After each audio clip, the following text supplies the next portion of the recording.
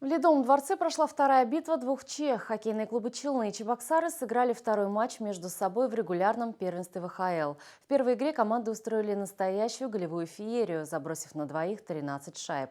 Тогда чуть сильнее оказались гости из Чувашии. Игра завершилась только в овертайме со счетом 7-6. Удалось ли желто-синим взять реванш за обидное поражение в первой игре, расскажет Константин Величко.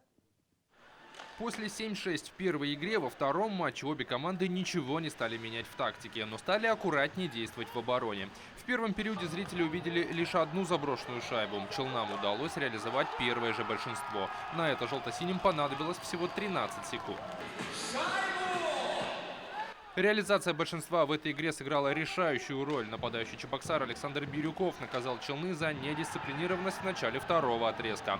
Следующее удаление в составе гостей вновь стало результативным. Сергей Павлов при игре 5-4 оформил дубль. Сравнять счет удалось лишь в начале третьего периода. Руслан Швецов, который еще в прошлом сезоне выступал за Челны, мощным броском сделал счет 2-2.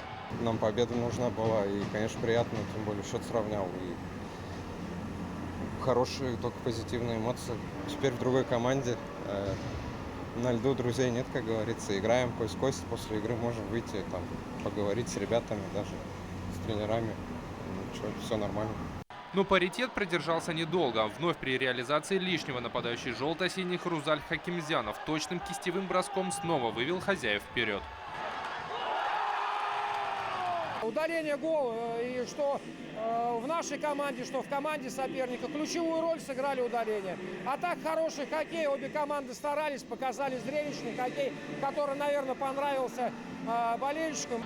Но и на этом команды не закончили. Нападающий богатырей Александр Брыкин перевел игру в овертайм. В итоге выяснение отношений перешло в серию буллитов, где точнее оказались хозяева. Решающий бросок на счету капитана Челнов Рамиля Сулейманова. Набрав очередные 2 очка, Челны продолжают возглавлять турнирную таблицу первенства ВХЛ.